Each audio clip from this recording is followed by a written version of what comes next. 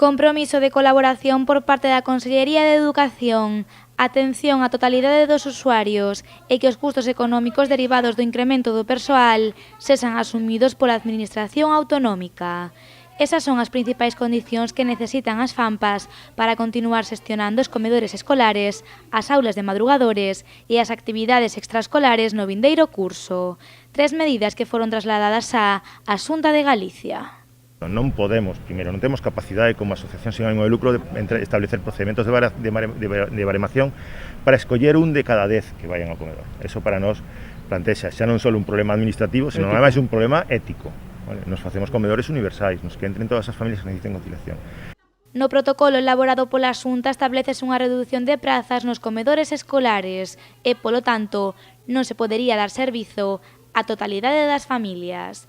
Ademais, esta medida levaría aparellado un incremento significativo do custo.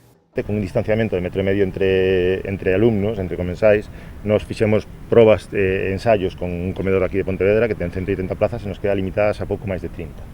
Así que, pues, lóxicamente, o custo que antes se repartía entre 180, pues vai se repartir entre 30. Pero ademais é que temos un incremento de persoal importante e se fixésemos quendas sucesivas, o persoal non se pode compartir entre alumnos desas quendas. E ainda por riba teríamos que facer desinfeccións totais dos espazos entre quendas, tanto aos rapaces, o espazo onde rebas os rapaces que fai esa primeira quenda, como os espazos onde comen os da segunda quenda. Digamos que tens que multiplicar todo o proceso operativo por 2 ou por 3. Os presidentes das federacións de nais e pais da provincia fan fincapé en que eles sí queren continuar co servizo, pero para iso é necesario que a Xunta de Galicia dialogue cos representantes das familias.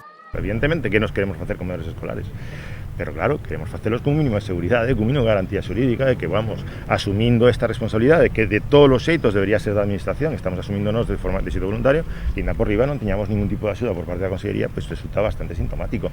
Isto tiñamos unha solución moi sinxela, podías terse reunido con nós antes de promulgar o protocolo ou despois, pero a noticia é que nos chama operadores como se fóramos axentes económicos, o cal ten un descoñecemento evidente do que significa a función dunha AMPA como asociación sin ánimo de lucro.